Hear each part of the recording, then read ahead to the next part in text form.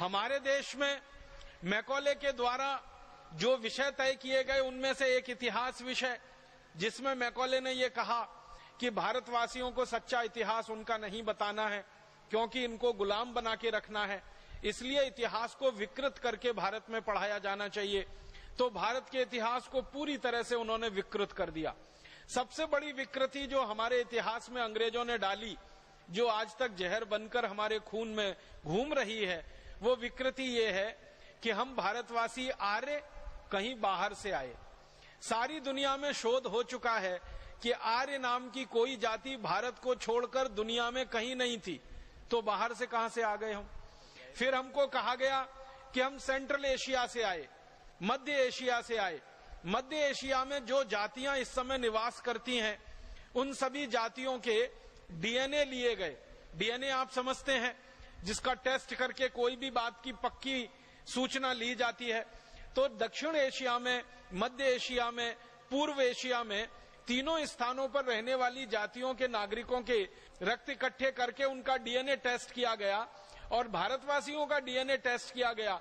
तो पता चला कि भारतवासियों का डीएनए दक्षिण एशिया, मध्य एशिया, पूर्व एशिया के किसी भी जाति समूह से नहीं मिलता है। तो ये कैसे कहा जा सकता है कि भारतवासी मध्य एशिया से आए, आर्य मध्य एशिया से आए। इसका उल्टा तो मिलता है कि भारतवासी मध्य एशिया में गए, भारत से निकलकर दक्षिण एशिया में गए, पूर्व एशिया में गए, मध्य एशिया में गए और दुनिया भर में सभी स्थानों पर गए और भारतीय संस्कृति, भारतीय सभ्यता और भारतीय धर्म का उन्होंने पूरी ताकत से प्रचार प्रसार किया।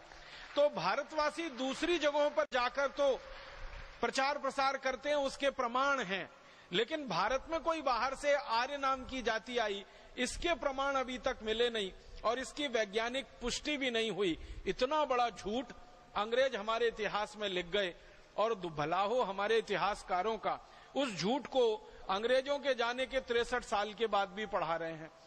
अभी थोड़े दिन पहले दुनिया के जेनेटिक विशेषज्ञ जो हैं, जो डीएनए, आरएनए आदि आदि की जांच करने वाले विशेषज्ञ हैं, इनकी एक बड़ी भारी परिषद हुई थी, कॉन्फ्रेंस हुई थी।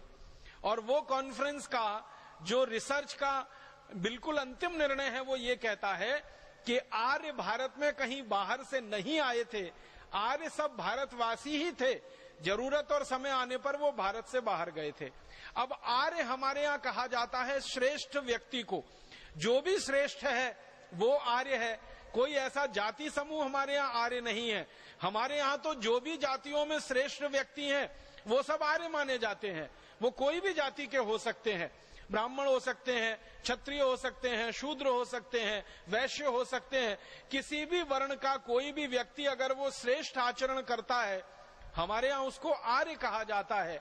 आर्य कोई जाति समूह नहीं है, वो सभी जाति समूहों में श्रेष्ठ लोगों का प्रतिनिधित्व करने वाला व्यक्ति है। ऊंचा चरित्र जिसका है, आचरण जिसका दूसरों के लिए उदाहरण के योग्य है, जिसका किया हुआ, जिसका बोला हुआ, जिसका कहा हुआ दूसरों के लिए अनुकरणीय है, वो सभी आर्य हैं।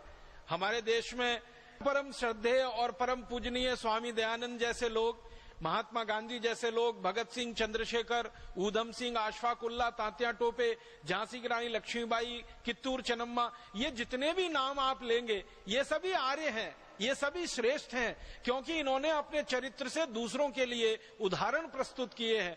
इसलिए आर्य कोई हमारे यहाँ जाति नहीं है। राजा जो उच्च चरित्र का है उसको आर्य नरेश बोला गया, नागरिक जो हमारे यहाँ उच्च चरित्र के हैं उनको आर्य नागरिक बोला गया। भगवान श्री राम को हम आर्य कहे, आर्य नरेश कहा जाता था उनको। श्री कृष्ण को आर्य पुत्र कहा गया, अर्जुन को कई बार आर्य पुत्र का संबोधन दिया गया, युधिष्ठिर, नकुल, सहदेव को कई बार आर्य पुत्र का संबोधन दिया गया, या द्रौपदी को आर्य पुत्री का संबोधन कई जगह है हमारे शास्त्रों में।